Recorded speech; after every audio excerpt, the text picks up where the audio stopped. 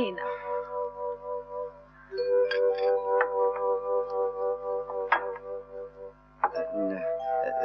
D E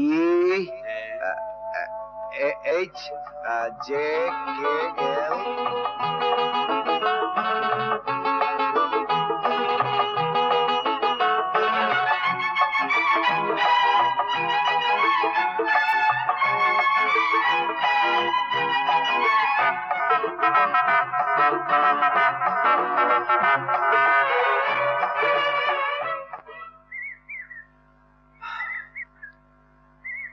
আমি বুঝতে পারছি না মেম সাহেব। আবার মেম সাহেব কেন? একজন পাড়া গিয়ে অমানুষকে এনে তুমি যেখানে দাঁড় করিয়েছ, আমার ভয় হয় পাচ্ছে না তার মূল্য তোমাকে দিতে হয়। মূল্য দিলেই যদি অমূল্য জিনিস পাওয়া যায়, তাহলে তো আমি মূল্য দিতেই থাকবো। কিন্তু তারপরের কথা ভাবলে হয়তো এত কিছু করতে পারতাম না, কিন্তু যা করেছি তা মিথ্যেও নয়, ছলনাও নয়। আমার জীবনের সবচেয়ে বড় সত্যি, বড় সত্যি। কি বললে? কবিতার এত বড় অধঃপতন শুরুতেই শেষ করে দিতে হবে আঙ্কেল, নইলে আপনার বংশের ইজ্জত ধুলোয় মিশে যাবে। ঠিক আছে, আমি এক্ষুনি যাব। কি, আপনি কোথায় যাচ্ছেন? আমার একটা পারিবারিক ব্যাপার আছে ডাক্তার, একদিনের জন্য হলে আমাকে যেতে হবে। গোবরে ফোটা একটা গেও ফুলকে আমারই বাড়ির ড্রয়িং রুমে এনে আমারই ফুলদানিতে সাজাচ্ছ। গোবরে ফুটলেও অন্য ফুলের চেয়ে এর গন্ধ তো কম নয় বাবা। একদিন তোমাকে পানি থেকে বাঁচিয়েছিল বলে এই গেও গর্দবটাকে করোনা করতে চাইলে মুখের উপর কিছু টাকা ছড়ে দাও, তবু তো বংশের ইজ্জত বাঁচবে, সম্মানের হানি হবে না। টাকায় যদি সম্মান বৃদ্ধির দলিল হয়, ব্যাংকের প্রেসিডেন্টের মূল্য অনেক বেশি হতো। তুই বামন হয়ে চাঁদে হাত দিতে এলি কেন? চাপ কেউ তোর পেটের চামড়া তুলে দেবো। আমাকে তুমি ভালোবাসো, সেই কারণে আমার দেয়া এই আঘাতটুকু সইতে তোমার কষ্ট হচ্ছে, কিন্তু আমি যাকে ভালোবাসি তাকে আঘাত দিলেও সমান কষ্টটাই আমার হচ্ছে। ছোট লোকের বাচ্চাকে আমি ছুঁড়ে বলে দেবো।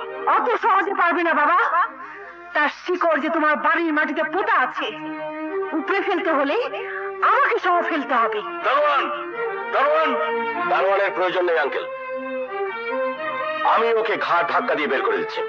মিস্টার রাজীব, দারোয়ানের দায়িত্ব আপনি ঠিকই পালন করেছেন, সেজন্য মালিকের ইনাম পাওয়া উচিত। কবিতা, বলে যেও না ও তোমার হবু স্বামী। তাকে ভুলতে আমার একটু কষ্ট হবে। চলো চলো। আঙ্কেল, আঙ্কেল, ও তো চলে যাচ্ছে।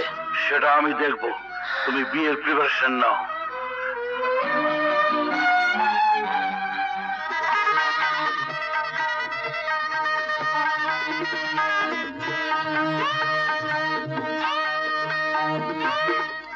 তোমার বাবা আমাকে যেভাবে অপমান করেছে, আমার ইচ্ছে ছিল গলা টিপে তাকে হত্যা করি।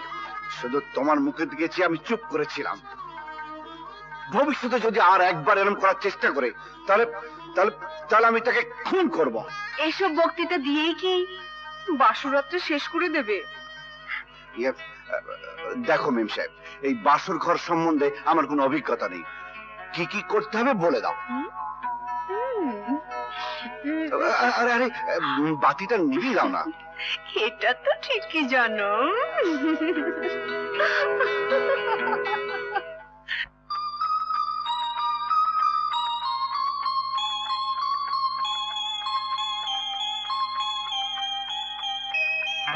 আর কি হবে, চিড়িয়া তো বিয়ে করে ফেলেছে। আমার এজেন্ট বলল ওরা এখন হোটেলে আছে। এই বিয়ের খবরটা খায়ের সাহেবকে দেয়া যাবে না। কেন? একমাত্র মেয়ে, যদি ক্ষমা করে দিয়ে হুট করে গ্রহণ করে ফেলে, আগের পরিকল্পনা মাফিক আমাদের চলতে হবে। কবিতাকে অস্ত্র বানিয়েই কবিতাকে জয় করতে হবে। তুমি হোটেলে নজর রেখো। কি হলো, চুপচাপ শুয়ে আছো যে? কবিতা, আমার মতো পাড়া গায়ের একটি অশিক্ষিত লোকের সঙ্গে হুট করে তোমার চলে আসাটা ঠিক হয়নি। জীবনে তোমাকে দুঃখ দেওয়া ছাড়া আর কি বা দিতে পারবো।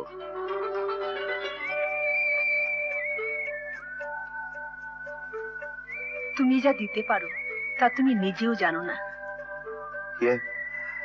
আমি বলছি কি, তুমি তোমার বাবার কাছে ফিরে যাও।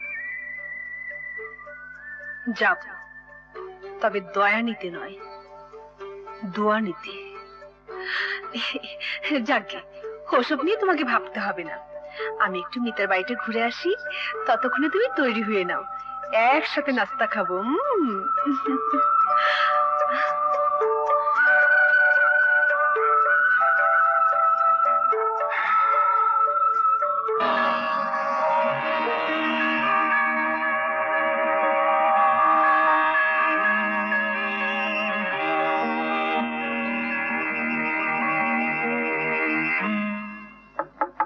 খোলা আছে, আসুন।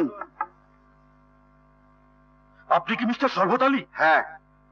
আপনার স্ত্রীকে এই মাত্র খাই সাহেবের লোকেরা ধরে নিয়ে গেছে।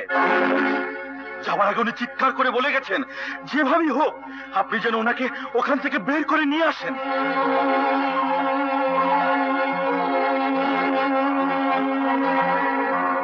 হ্যাঁ চৌধুরী, কোথায় আমার স্ত্রী?